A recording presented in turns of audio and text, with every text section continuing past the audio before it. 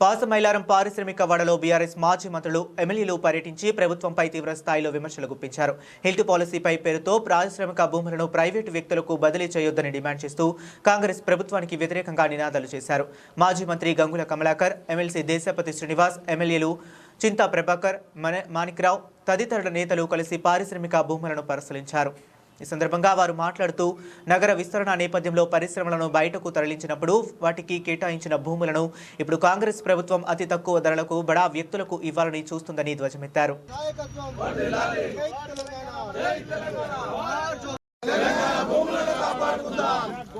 పోరాడుదాం కాంగ్రెస్ ప్రజా వ్యతిరేక విధానాలకు వ్యతిరేకంగా, పోరాడుదాం రేవంత్ ప్రజా వ్యతిరేక విధానాలకు,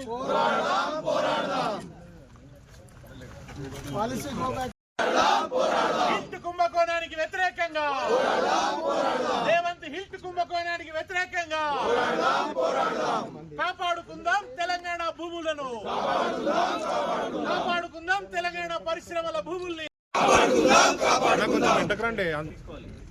ఇదేమి రాజ్యం, ఇదేమి రాజ్యం, దొంగల రాజ్యం, దోపిడీ రాజ్యం, ఇదేమి రాజ్యం.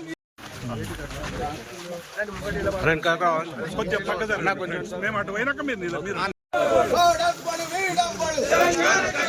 తెలంగాణ కట్టొస్తే, తెలంగాణ కట్టొస్తే